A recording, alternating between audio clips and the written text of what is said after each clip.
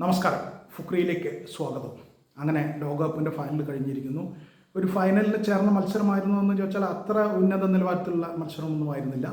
ഏകപക്ഷീയമായ മത്സരം എന്ന് തന്നെ പറയാം. സ്പെയിൻ ഏകപക്ഷീയമായി മുൻതൂക്കം നേടിയ, ആധിപത്യം നേടിയ ഫൈനലിൽ അർജൻറ്റീനയെ അവർ എക്സ്ട്രാ ടൈമിൽ നേടിയ ഒരു ഗോളിന് തോൽപ്പിച്ചിരിക്കുന്നു.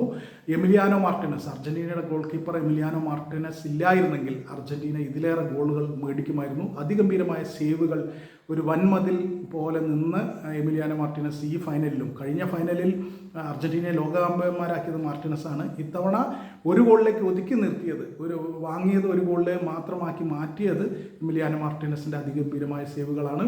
എന്തായാലും സ്പെയിൻ തന്നെയാണ് ഈ മത്സരം ജയിക്കാൻ ഉണ്ടായിരുന്നത്.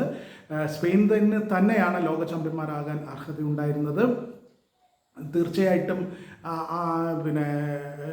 അർജൻറ്റീന തീരെ നിറം മങ്ങിപ്പോയി. അതിൽ തന്നെ ലിയണൽ മെസ്സി തീരെ നിറം മങ്ങിപ്പോയി. അവരെ സംബന്ധിച്ചിടത്തോളം ഒട്ടും ഓൺ ടാർഗറ്റ് ഷോട്ട്സേ ഉണ്ടായിരുന്നില്ല എന്ന് പറയാം. ടാർഗറ്റ് ഓൺ ഗോൾ ഷോട്ട്സേ ഉണ്ടായിരുന്നില്ല എന്ന നിലയിലുള്ള കളിയായിരുന്നു. തീരെ സ്പെയിനിൻ്റെ ഗോൾ കീപ്പർ സിമോണിനെ തീരെ പരീക്ഷിക്കാതെ അർജൻറ്റീന കടന്നുപോയി. ഒപ്പം 90ാമത്തെ മിനിറ്റും കഴിഞ്ഞുള്ള ഇഞ്ചുറി ടൈമിൽ എൻസോ ഫെർണാണ്ടസിന് ചുവപ്പ് കാർഡ് കിട്ടി. ആദ്യം അനാവശ്യമായ ഒരു മഞ്ഞക്കാർഡ് അദ്ദേഹം വാങ്ങിയിരുന്നു. പിന്നീട് ഒരു മഞ്ഞക്കാർഡ് കൂടി കിട്ടിയതോടെയാണ് ചുവപ്പ് കാർഡായത്. അതോടുകൂടി 10 പേരിലേക്ക് ചുരുങ്ങിയ അർജൻറ്റീന എക്സ്ട്രാ ടൈമിൻ്റെ 16ാമത്തെ മിനിറ്റിൽ തന്നെ ഫെറാൻ ടോറസിൻ്റെ ഗോളിലൂടെ സ്പെയിൻ കീഴടക്കി.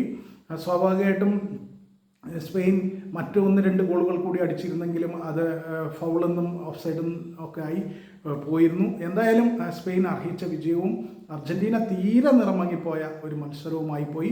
അർജൻറ്റീന വിജയം അർഹിച്ചിരുന്നില്ല എന്നുള്ളത് തന്നെയാണ് സത്യം. അർഹിക്കപ്പെട്ട അർഹതയുള്ള സ്പെയിൻ ലോക ചാമ്പ്യന്മാരായി എന്ന് തന്നെ നമ്മൾ പറയണം.